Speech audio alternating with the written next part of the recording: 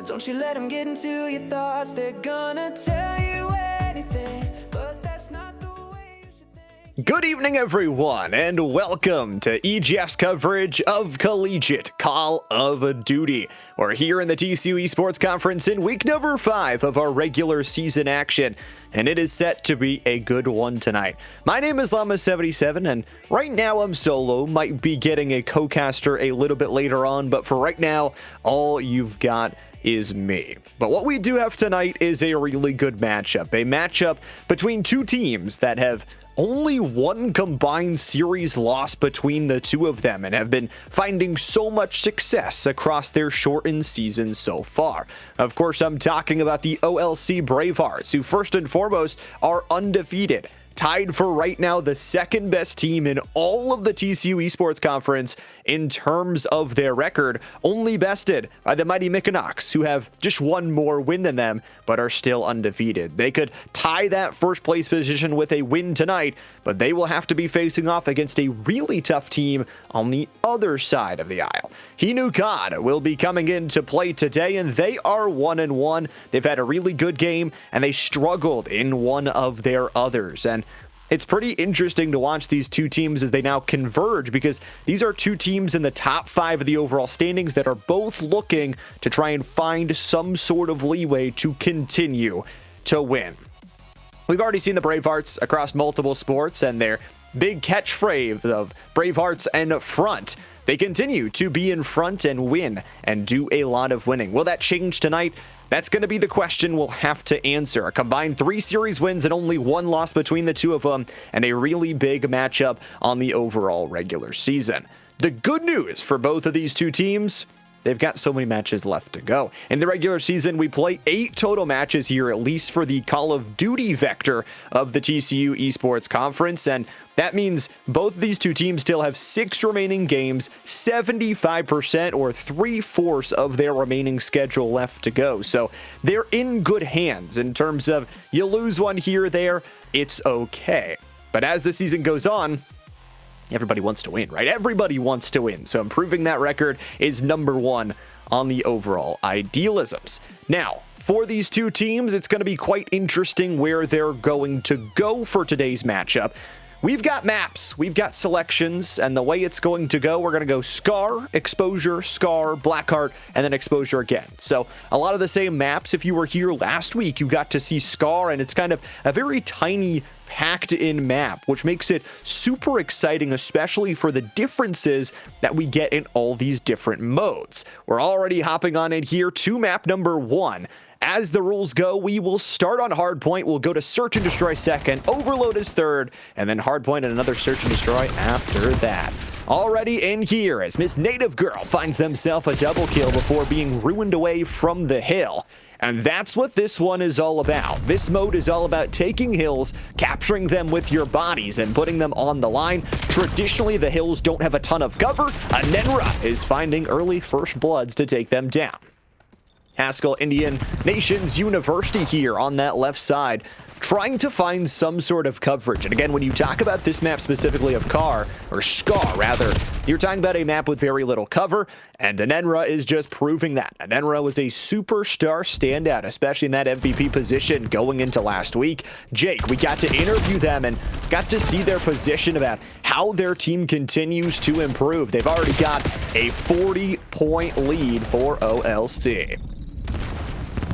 As we will move over to the motel, this will give teams a little bit more cover. Again, time is going to be paused while the hardpoint is uncontested. So finally, Haskell will get themselves on the board. But at the same time, it is OLC with just full control right now. They continue to work through HINU, who is 7-3, now 8-3. That's a triple kill on a 3-kill streak. Incredible work here, down low on the low ground with the nades. Anenra actually takes down their own teammate. Maybe we don't do that. Anenra and HINU going to follow that up with even more. 70-point lead already. 2 hills in here. And OLC is playing full domination.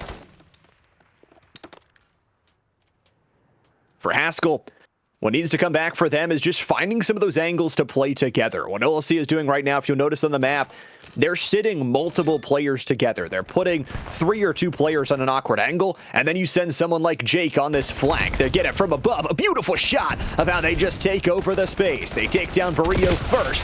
Native Lady will find 1 and 2 back, but not before HINU gets a double kill. HINU the first to double digits here in just map number 1.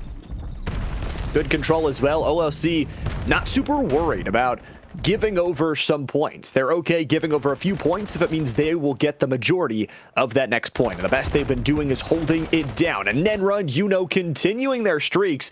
HINU's on a 6-kill streak at the moment. Not too bad. Playing to 250 here for map number 1. The continued effort from HINU and Nenra just rips them down. It's an 8-kill streak from HINU, and Nenra's on a 3-kill streak, and they're up to double digits as well. And it just seems like Haskell cannot find an entryway into that site. You'll see HINU flying around with a pistol. Golly gee, that's 9 kills in a row.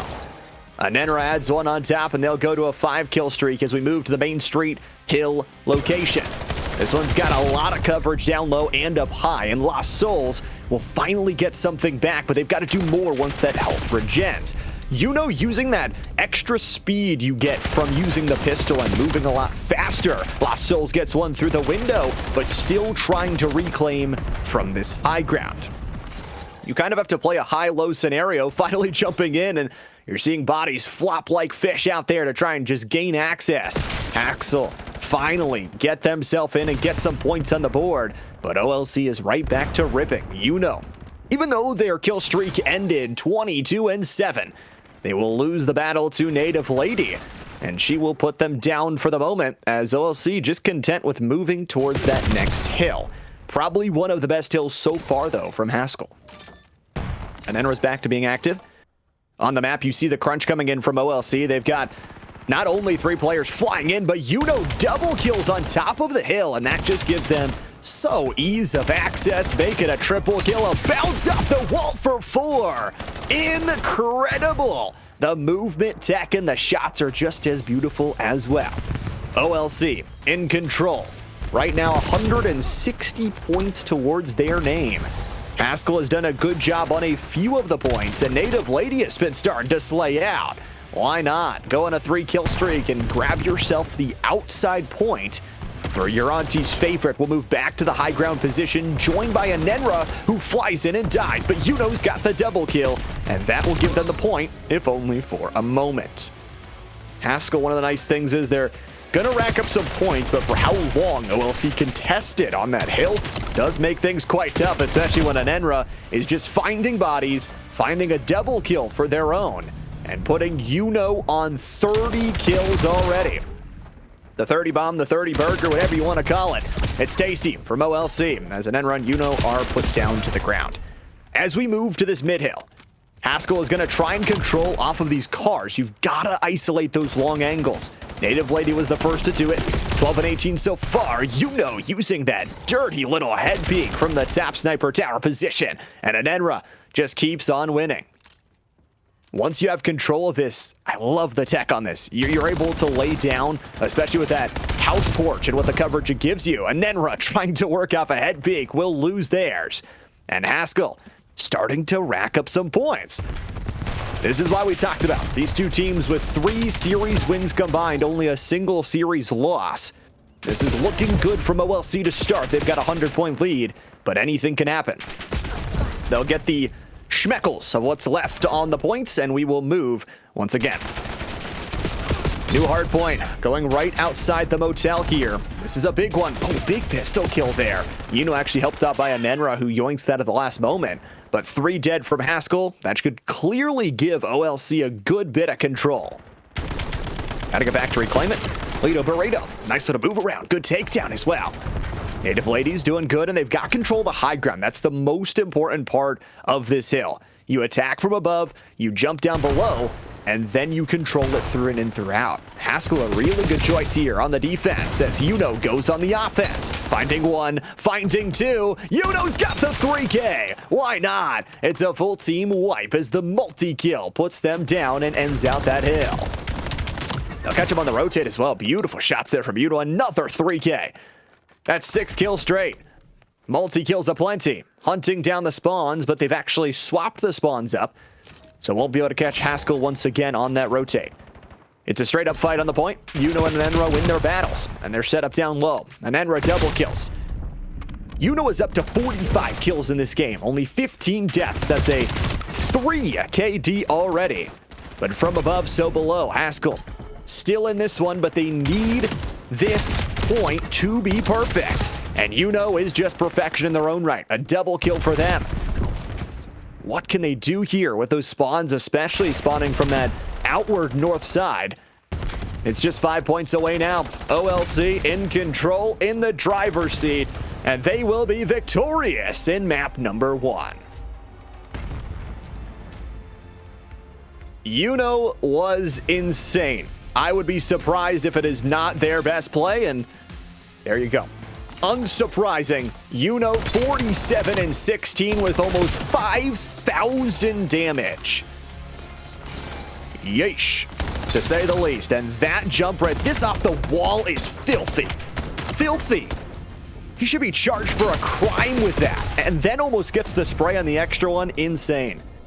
Yuno, the kills, the damage, the assist as well. 14 assists, the most of anybody on the team. The most kills of anybody on the team, and the damage was just incalculable. OLC, though, had to be a little bit careful because when Yuno died at the forefront, when their spearhead was lost, you got to give credit to Haskell, and they started to rack up some points. What I really liked was the takeover from especially the motel checkpoint. They were able to attack from above, take their upper high ground first, and then be able to ricochet right back down low. They need to play off of more of that team play, and that's going to be especially important going into our next setup. When we talk about going through the series today, we're going to search and destroy next.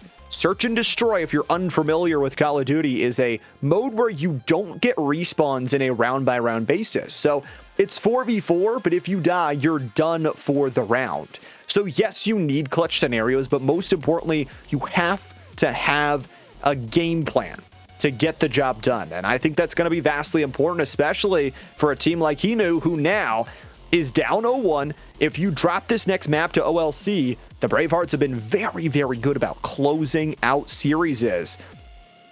You drop down 0-2, you got to pull off the reverse sweep, and it is just not something I think anybody would want to do, even here in Call of Duty, but even in any sport as well. So as we go to search and destroy, it's gonna be a fun one. And then we've got a guaranteed overload in map number 3, which, if you aren't familiar, is also the brand new mode for Call of Duty, where you're carrying around a device, you're trying to race it to the finish line, similar to Capture the Flag, but it's Capture the Flag if there was only one flag. That's what makes it fun. Exposure, though, is where we are headed for map number 2. Ironically enough, Scar was our map number 1, and that's where we headed as a guarantee for map number 3. And Exposure, also a repeat map for that finale if we get there.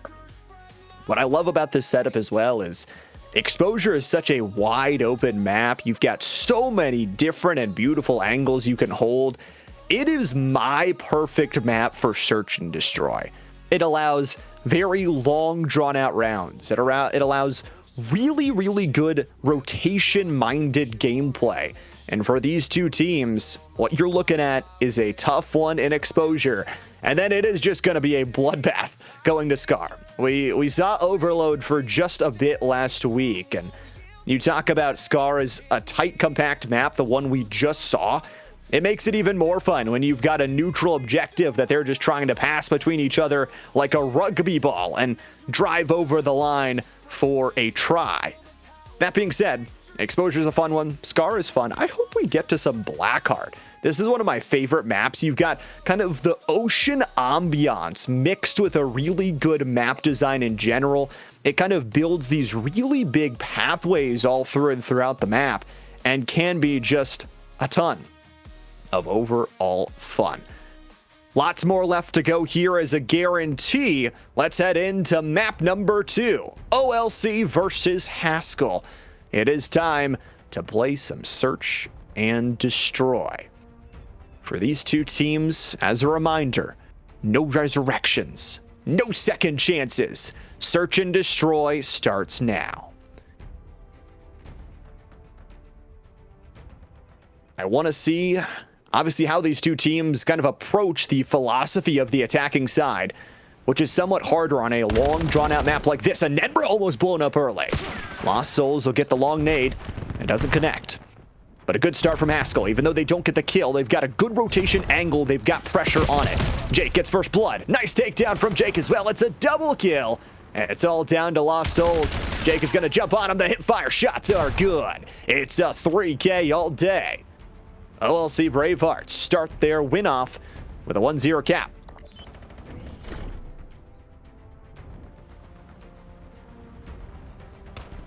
That M15, it was actually HINU that stole that final kill away. That M15 is so good at range. OLC starts up 1-0.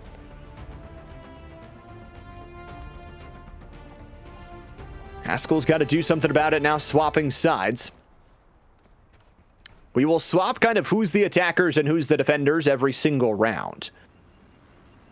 HINU's got the bomb in their favor, but realistically, Lost Souls has to do something about it. They die on the solar panels. Their energy now belongs to the Earth. +1 in favor of OLC. And they've got real access to the B-bomb site. Haskell took a chance and gambled on protecting that inner A site. Now, B has a lot more open angles to retake. So I don't hate the decision, but it's a 4v3 at this point. OLC has got the angles. Jake is going to watch the walkout, and Burrito is done. Jake eats him alive, lettuce and all. Jake gets a double, and it's all down to Miss Native Girl, who will slide on in. 0-1 so far, finds the corner kill. How many more is there? 25 seconds to go. HINU on the back end of those bullets. Walking back through, nice slide down, that's 2. Health regen important here. Can they get it? No! Just so close to finding the 3K. But it's OLC, who take space very early. And boy, they got that bomb planted almost immediately. Jake Arm, without a death, 5-0. Gets that flick finally connecting to the upper torso.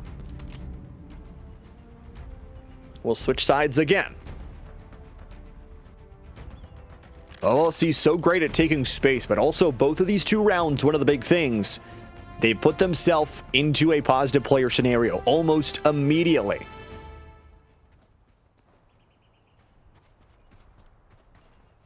Can they do it again?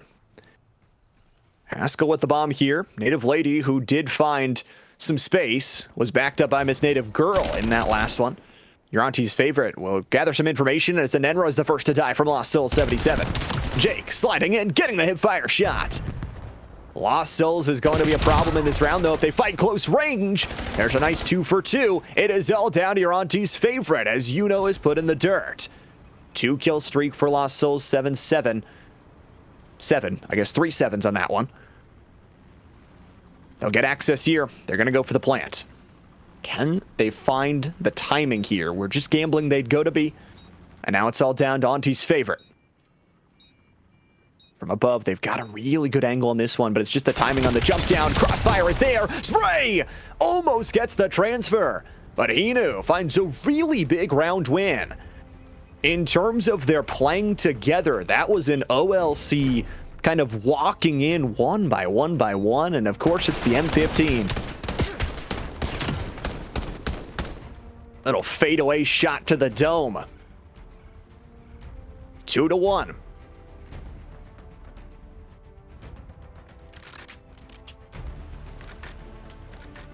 Jake Herm has been the real destroyer so far. 6-1. HINU has backed them up well. I want to see a Nenbra get back into the form that they did last week. And speaking of which, Nenbra is going to take space up on top. Near the pipes. Long shots here. Miss Native Duro goes down, but HINU is the trade just wide out in the open with no cover.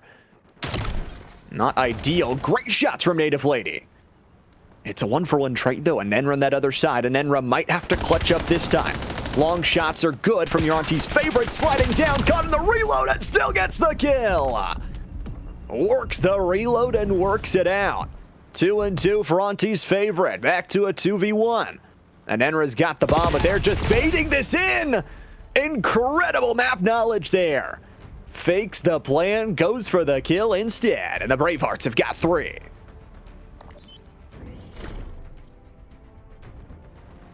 And Enra just so smart here, just waiting for that rotation. Doesn't even need to plan. Could have been the nightmare scenario if you don't get that kill and then the bomb is dropped into opponent's hands. But no nightmare this time, only beautiful dreams of winning a second map for OLC, who is currently up 1-0 in the series already.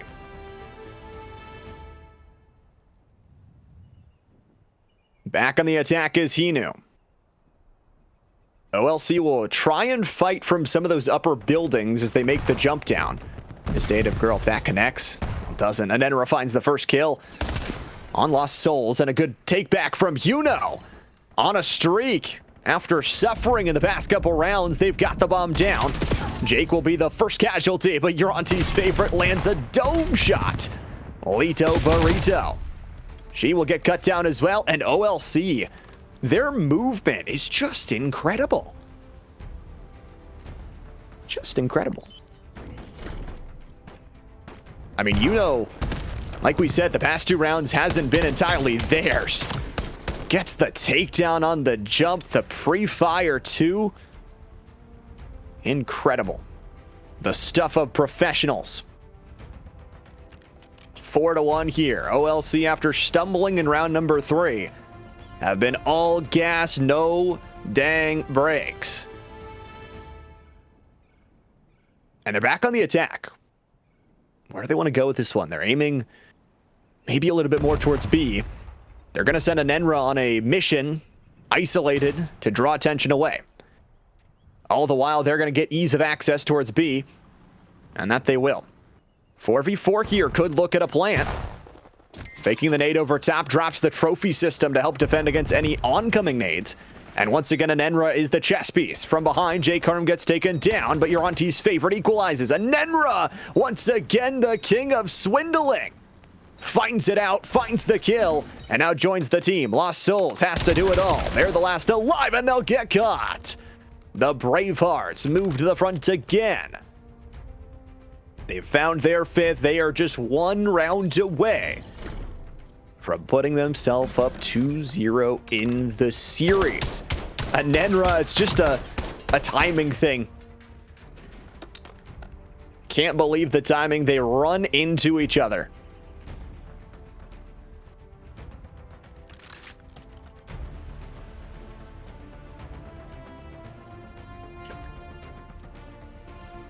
Round 7.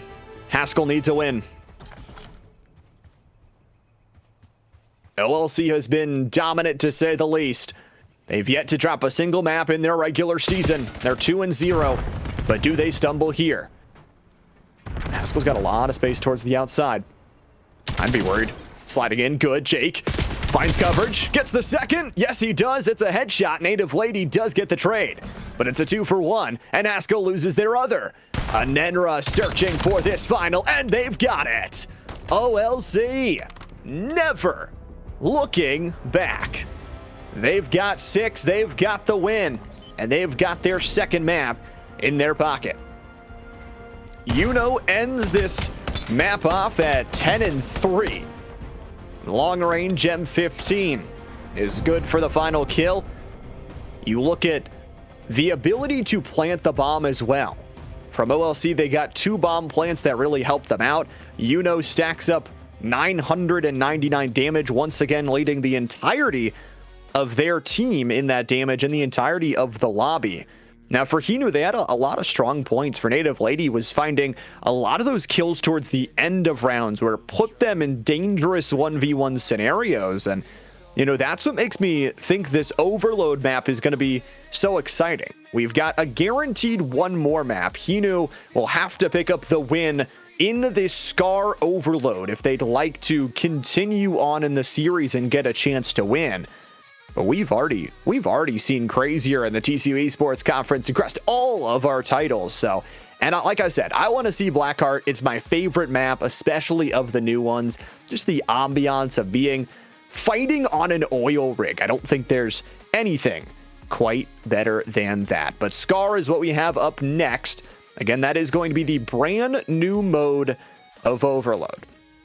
If it's your first time watching Call of Duty, or if you've just been playing the old Call of Duties and don't know what this one is, you're going to have a neutral objective. Basically, it's the Overload device. Either team can score it like a capture the flag objective, and that's what makes it so fun. Obviously, while you're carrying it, though, the biggest thing is you can't pull out your rifle. So you're dealt with just a pistol. We've seen players like HINU be very, very good with their pistol. So it tests a lot of your different facilities in this kind of tug of war, capture the flag mix type game mode. And it's going to be a lot of fun. One more map is a guarantee. For HINU, they've got to win it if they want to move on to a map number 4 and want to try and reverse sweep out this series.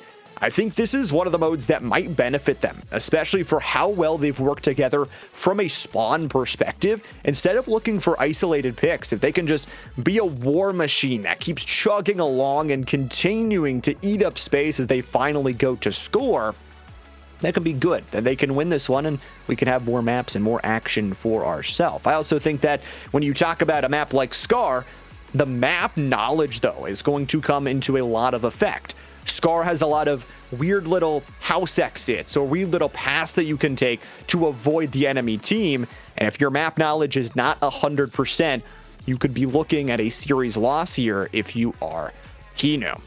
As a reminder, this is kind of the end of our week in terms of Call of Duty and all the other action we had going on. I know we had some Valorant action going on earlier as well, but next week, as a reminder, we're going to have so much stuff. We got everything from Overwatch to Valorant to Super Smash. We've got some Rocket League. We've got some Call of Duty even thrown in there. And, you know, across even the TCU, that's going to be fun. But we've also got playoff action starting up for some of our other esports titles as well. So if it's your first time through, you better hit the follow button, turn on those notifications so you don't miss a single EGF stream and coverage of our collegiate events. And then later on, as we get into the summer, EGF also does some coverage of high school esports as well. But enough blabbering around, let's get straight on into Overload. It's map number 3. Beautiful view over the top here as the Bravehearts will be the first to touch. They're going to meet 2, and it looks like meeting their maker. And Enra putting them down is a double kill. And Enra finding the long range to back up the teammate, and that Overload device is very far forward, and we've got a draw. Got ourselves a quick draw here. Looks like we will get possibly a restart coming through, and Enra, I guess we'll get to see their best play or not. Either way, good look from the start there from OLC. They are the ones that kind of got a couple of those early kills, probably with just dealing with one of the players. I know it looked like one of them kind of died, maybe disconnected there at the beginning. So want to make sure everybody is 100% and ready to go. And I mean, for these two teams, you talk about what they've been able to establish not only here in Call of Duty, but getting to interview all the different kind of Bravehearts crews because they've been winning a lot across all their esports titles. It's cool to see how they kind of develop as an entire esports program, how obviously for all these esports program, it's a really cool chance to kind of just play other teams in a competitive setting and, you know, all the support that they have received. So without all of you, it would not be possible. And all these teams are going to continue to grind it out. As we mentioned at the start of the stream, this is just the beginning. We are in just week, technically 3. I know this is week 5 of regular season gameplay, but technically this is only the 3rd map overall or 3rd series overall that both these teams have played. They've still got 5 more after this. They've still got a ton of their season, over half of it still left to go. So overall, exciting stuff. So much more Call of Duty to come. And boy, I can't wait for playoffs. Playoffs? Oh. Playoff Call of Duty, that's going to be a ton of fun for all of our teams. They've got to earn their spot there, though, if they want to get all the way to that final. The chance is there, but at the same time, you have got to find yourself in a winnable position. You've got to win series like this. I think you go back to HINU's win condition. You got to go back to winning right here. And I want to see more maps I'm unbiased. I just want as much Call of Duty as possible today because, okay, I already mentioned it. I want to go to my favorite map, but that's not the only thing. That's not the only thing. I want to see just more action between these two top teams because I think for HINU, they've showed a lot of grit. They've showed a lot of really good things. I just think that when they've walked into clutch scenarios time and time again, it feels like the better hand is going over to the OLC Braveheart crew, and they're finding more of those clutch scenarios. So as we get down the line, you talk about a HINU team that is still very much learning. I mean, I got actually to take a look at some of their website that they've got up, and they've actually got like esports under their official like athletics banner or whatever. All of their Marvel Rivals and Overwatch players are freshmen. So the ability to build from the ground up, have a lot of these young players that are continuing to improve. This is only the first season, right? This is only the first semester as a realistic look. So lots more to build off of and lots more to play. We are back in for map number 3. Call of Duty is owned by a small indie company, so don't worry if there are issues, can blame it on that. Let's play an overload. Lost Souls taken down from the top, and HINU's already got a double kill. Make that 3. Pulls out the pistol. Gets it done. Pistols are going to be big here, and already it's Jake Harm grabbing up that overload device and skipping towards A. Nobody's watching for him. He scores. HINU's got a triple kill as well. HINU is yet to die 7-0. And the one tough part here about overload is, unlike other maps and modes, the spawns do not flip. You are stuck where you're spawning, so if you're a guy like HINU, and you can just bunker up in the houses and just absolutely play targeting range practice, HINU still yet to die. That's 10 kills without a death. Make it 11. Overload device is going to be taken in his personal hands, and he'll score. 2-0, OLC. Jake doing some damage, but it's actually Lido Burrito. She finds a nice little setup kills, and they'll reset back. Good carry on the overload device here. Can they squeak through is the question. Miss Native Girl's got it, but will give over the overload device the other way. Good pistol kills from Jake Harm, and Auntie's favorite finds yet another. Control over the top of the motel, and just hiding in the corner, waiting, baiting them in, using this head peek on the top of the motel, and utilizing some big kills from HINU. Takedown from the side. Lido Burrito needs to do some damage, but gets caught from an Enra. The device still in the hands of OLC. They've got the run, they've got the space, and they've got the score.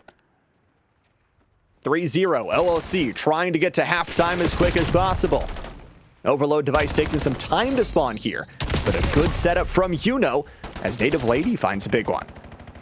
Miss Native Girl 5 and 6 so far. Combine that with Lost Souls, and they're actually doing pretty good. The one problem is HINU might be a mythological beast. 18 and 2, 7 kill streak, and they'll earn halftime with the score.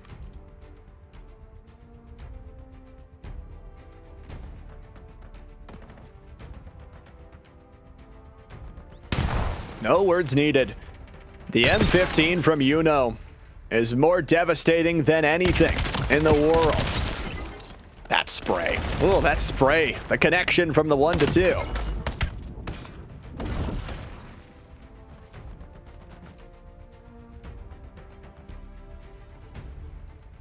Halftime. A second to breathe here as Haskell will jump over to that blue side and start pushing it. OLC. They've already got a 4-0 lead. Can Haskell come back in the 5-minute section they've got?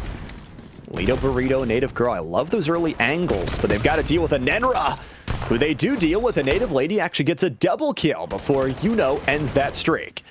8 kill streak right now from HINU. A smiley face in the name. Definitely happy about today's performance. Anenra finds a big head peek angle. And look at this. It's a 5th score from OLC. They actually sneak that one in towards the B site. HINU's streak is ended. 21 and 3, a 7 kill death ratio at the moment.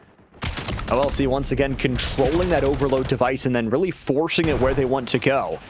They want to go out towards that train yard of the outskirts to be able to give themselves more upward angles. HINU takes down another, but we dropped by Native Lady. Device is good. Auntie's favorite does get that kill eventually. And look at the pressure they're going to put on. They're going to try and go back mid with this Device here. Grabbed up by Anenra there. Crossers are covered, and it doesn't matter if you kill HINU. They are ready to score. That's what they'll do, and Anenra even gets one with a pistol after the score. 6-0. HINU. Incredible again. Regenerates that HP. Big headshot.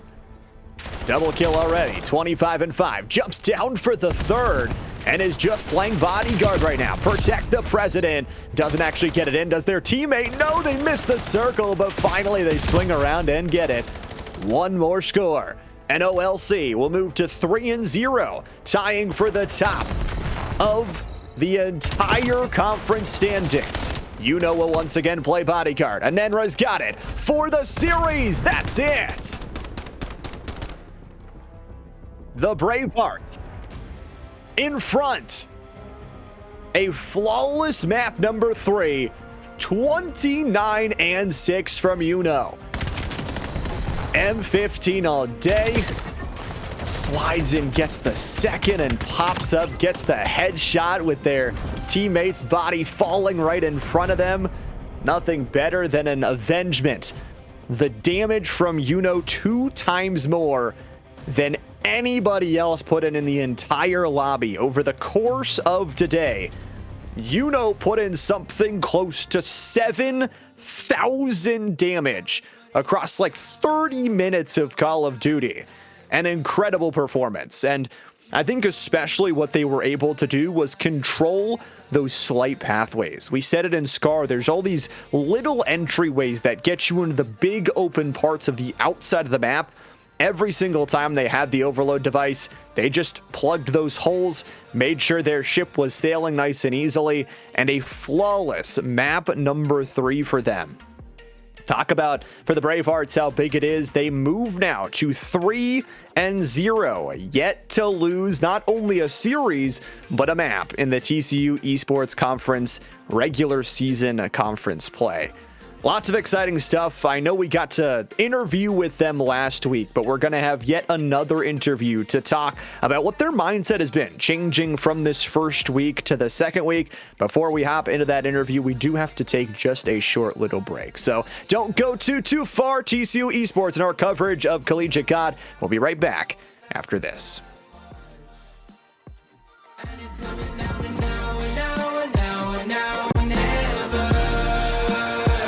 I was putting in.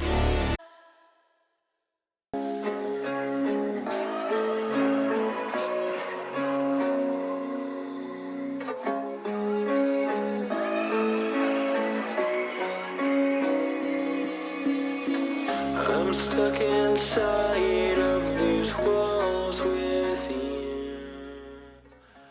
Welcome back, everybody. Still here at EGF's collegiate coverage of Call of Duty, TCU Esports Conference, and OLC, who find themselves in a 3-0 sweeping fashion. Very familiar spot they've been in all year long. And part of the reason is because they have their superstar MVP in HINU, who joins us here for the interview. HINU, how you feeling after the series? Feeling great. Finally glad to get some games under our belt. We haven't had much time with the lobbies being messed up and everything. Yeah, I mean, obviously CoD having some problems with the lobbies, that has obviously set some things back, but I mean, tell me a little bit about what the prep has been for you and the team going into these matches and playing some of your online ranked matches. It's really just been a lot of individual work, because we're all like kind of bad different schedules. I've just been grinding ranked play, shooting bots, just watching pro games, learning spawns better. I kind of jumped into BO7 kind of late, so just trying to catch up and get everyone up to par with me. You say you jump in late and you drop 7,000 damage across 3 games. All right, I'll let that one slide. But I mean, overall across the series, you talk about map knowledge. It seemed like you guys had a really good idea of where they were coming from, where they were going, and almost every time had a great idea of where to team fight from that would put you in a good position. I think that was just a lot of me studying, like pro playing, knowing rotations, and it's really just trying to get my teammates on the same page, getting them to rotate's the hardest part. But it's also, I do a lot of IGL, and you kind of watch that way. These spawns are very easy to manipulate, and we're getting a hold of that quickly. Yeah, it's impressive. I mean, honestly, how you guys kind of moved them, pulled them around, and obviously with some of your guidance, not only from your gunfights, but from the vocals as well, definitely showed. Outside the game, though, I want to talk about that for a second. How have you guys as a team, I know you talk about different schedules, a lot more individual play. What has been like the most fun moment for you guys as a team, maybe outside the Call of Duty server? We like to cheer each other on, have little watch parties for each individual game. So we have a little Discord that we're kind of active in and trying to grow and get everyone familiar with, have fun with. That's really cool. I've noticed that across a couple of the interviews I've done with a couple of the other OLC players. You guys support each other really, really well, which is super cool. I know you were telling me it's kind of your first year going into college. How has that been? How has the kind of balance been between esports and the kind of overall aspect of the college life? Full-time student. I work 25 hours a week as well. And I game all night. It's just, it's always busy with something. That's incredible. Busy. That's awesome. I mean, that's what we love to hear. I do want to give you a chance if you want to shout out any teammates, parents, coaches, whatever have you, that have helped you get to this point, or you wanted to recognize. The floor is yours. Shout out our coach. He's like our main person, Matt. He's been a big help with everything, always has been. My teammates, every one of them. Even the subs, we do have subs that show up when needed, so that's a big part. Everyone's always ready to go. And just everyone else, family, everyone that tunes in, supports us like we always do with every game. And Bravehearts to the front. That is awesome. Well, thank you so much for taking some time at the end of the series to jump in for an interview. Thank you. Have a good night. All right, that was the victorious OLC Bravehearts, who again are now 9-0 across 3 series. Was telling me a little bit behind the scenes, it's not just Call of Duty. Seems like the guy is the top ranked in every single title that he touches. So an incredible performance for them. For HINU on the other side, I was impressed. I mean, even though they brought in a 1-1 record, they fall to 1-2 today. I don't think that record is really a full showing of what they've been truly capable of. And as the weeks go on, they're going to be a true contender as we get on to playoff season. And an incredible day, an incredible week. I mean, it has been just a ton of fun, a lot of esports throughout all of it. And the week is over. I know, sad face, sad face. We've got to go watch some Olympics over the weekend and reset for even more esports next week. But next week, we've got so much, including Super Smash, Overwatch, Valorant, Rocket League, and even Call of Duty next week, same time here. It's going to be a fun one, even more matches to watch. And if you're interested in some of our other esports conferences, we'll also be starting playoffs for the Sun Conference, who have ended their regular season and will be looking to confirm spots for a national championship. It's been a lot of fun today. I'm glad I got to cover it. Always an absolute pleasure, but boy, I got the easy job. I get to call some fun Call of Duty. The real main man is Nick. He's sitting behind there. He does all the fun production stuff. He manages all the overlays and those beautiful cinematic shots that you saw. That was all him. So make sure to give a huge thank you out to Nick for the production on the stream. But for me, Llama77, that is going to wrap us up for the week and for the TCU Esports Conference. Make sure, again, to hit that follow button on both our main channel and our second channel. Turn on notifications. And as always, you go follow your dreams. Have an amazing weekend, and we'll see you next time.